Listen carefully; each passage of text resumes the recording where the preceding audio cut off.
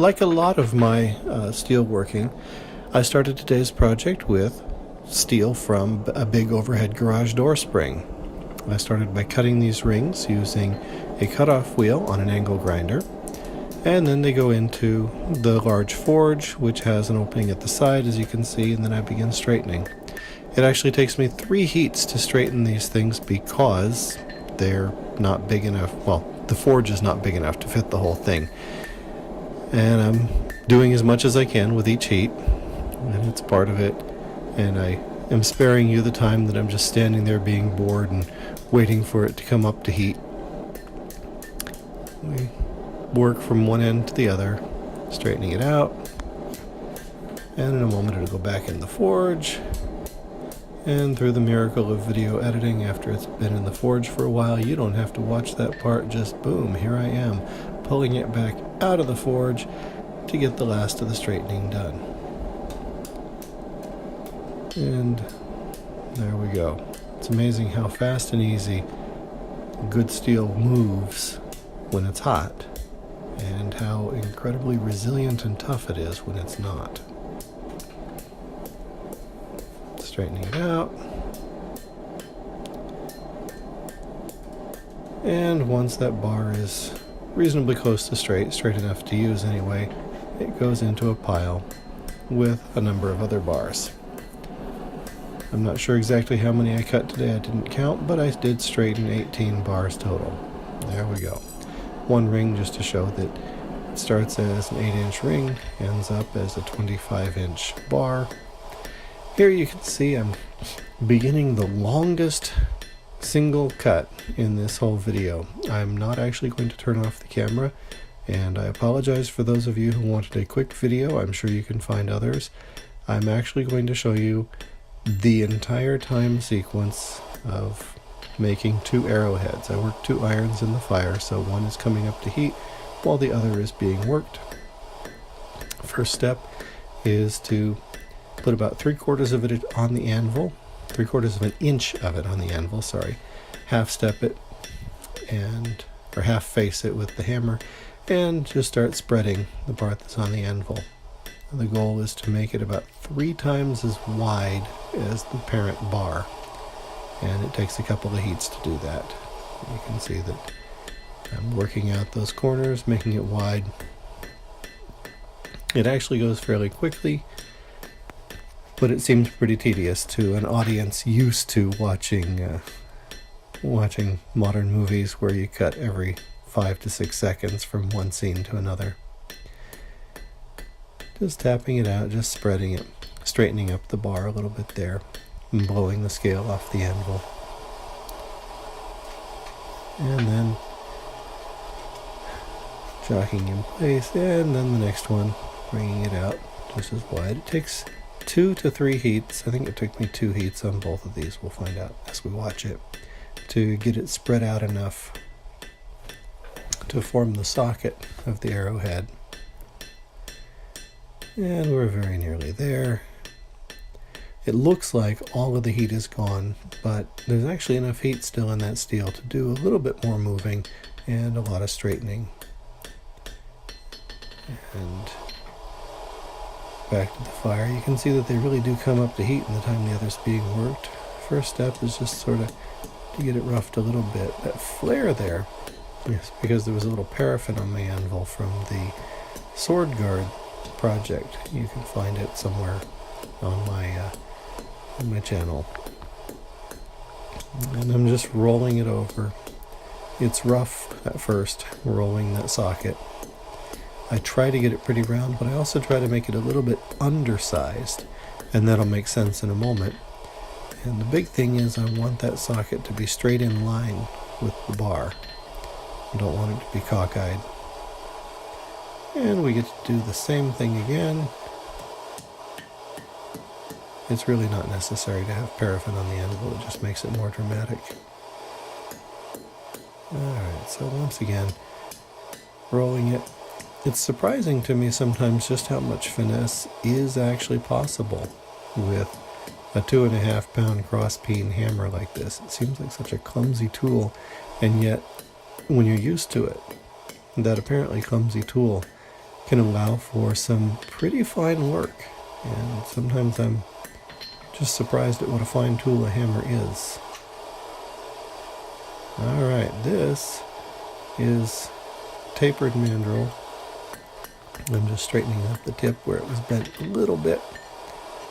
This thing gets a lot of abuse in the next step, and so it's easy to bend the tip. Alright, so I've got that slightly undersized conical wrap for the socket. I tap it down onto that mandrel, and now I'm straightening everything back up again and using the mandrel as a form to tap gently, forming that socket around the mandrel. And of course the mandrel is either going to get stuck in there or it's going to fall out of there. And always it's one or the other.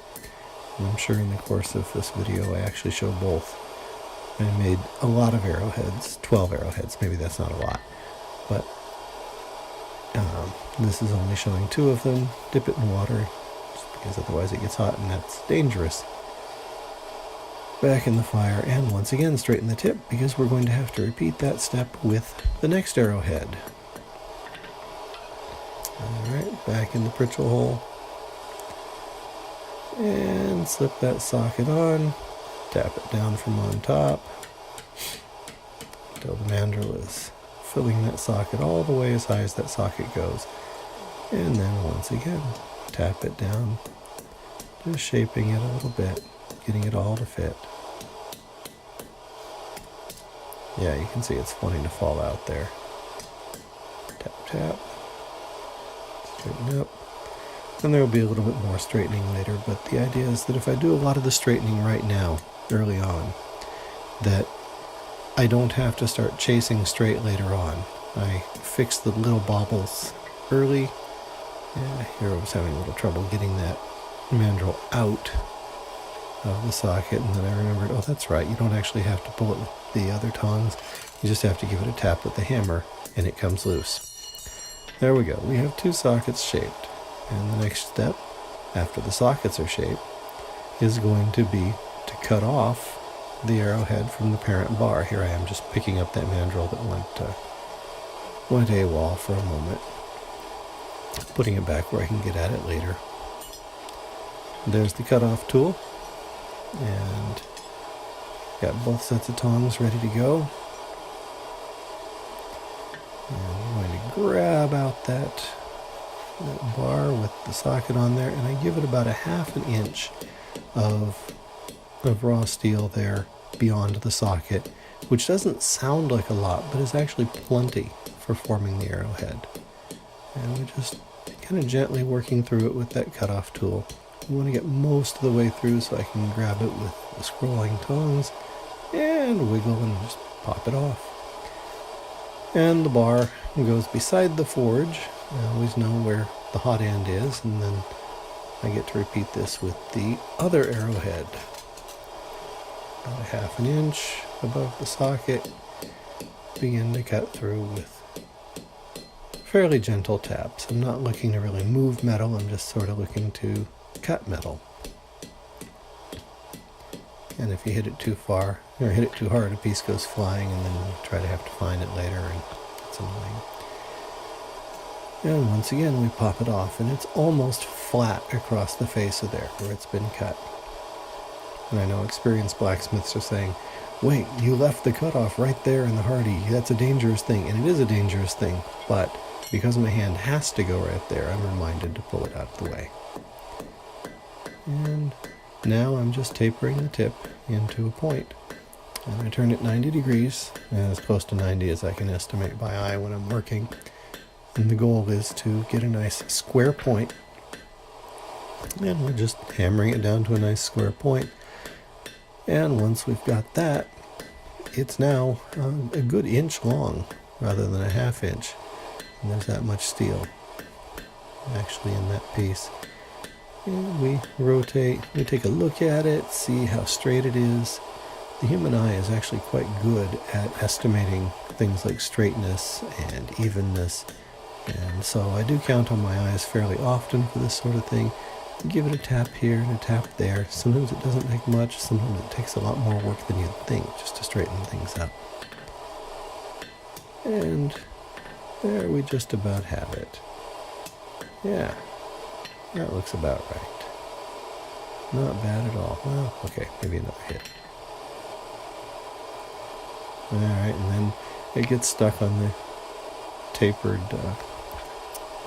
tool there, the tongs. Use the other tongs to pull it off, set it aside in the pile that I'm working on, and go back to the forge for the other one. You'll see the little bitty forge later, and this is a remarkably handy little forge. Same process, I don't have to tell you what I'm doing here. My little forge started out as intentionally just a stopgap while I was building the bigger forge. You saw the bigger forge from the side at least when I was heating up the rings at the beginning of this video. Little forge you'll see in a couple of minutes. And the goal here is that I don't need any more forge than I have, and so I'm going to use, get the most out of it that I can. And I'm often surprised at how much I can get out of that 2 fire brick forge. There we go, we've got a second arrowhead just about done. A couple more taps and we call it done. And bring it off with the tongs, set it aside, and now we move to the grinder because we're going to clean things up, make them nice and even. And I'm not one of those people who is all about grinding off huge amounts of metal. I just want to take off enough that it evens everything up and gets me to the shape that I actually want. I'm making bodkin arrow points right now, not spreading them out into broadheads or anything like that. I may do broadheads another time, but I don't really have a use for them. I'll use these bodkins to make a set of target arrows, or maybe I'll just hang on to them as a fun curiosity that I made today. Grinding all 4 faces nice and smooth. Like I said, it's a square point. This also lets me clean up any errant hammer marks or bobbles, and there aren't that many. If you keep your hammer face properly dressed and you have a fairly flat anvil, it comes out well. Here I'm just shaping the end of the socket, flattening it off a little bit because it's kind of wobbly and wonky where it's just been shaped by the hammer. But shape the socket, a little bit of smoothing around the circumference of it. And this really doesn't take that long. I was surprised when I realized that each one of these arrowheads is something like 6-7 minutes of total working time. And sometimes the grinding is the most tedious part. Once we've got it all ground, it's going to be time to heat treat them. I suppose it's not technically necessary to heat treat, but I prefer to do it. It just seems better to me. And there's my little forge, like I said. I've had that quench tub, which is just a little roasting pan, for I don't know how many years. It's got to be at least 20 years that I've had that. And it's full of a combination of paraffin and cooking oil that's a fairly solid goop at room temperature. And I warm it up by heating up a railroad spike in the little forge. There I am adjusting the torch that feeds the forge. And the goal is that I want to heat that arrowhead till it's just a little bit past non-magnetic. Just hot enough that it won't be attracted to a magnet. And you can't see the magnet in the video, but you'll see me in a moment touch the arrowhead to the magnet. And it was just about there, warm it a little bit more and right into the oil. And it hardens up nicely with lots of nasty smoke. Then into the kitchen oven, tempering at 450 degrees for an hour, and here are the finished arrowheads. It was a fun day.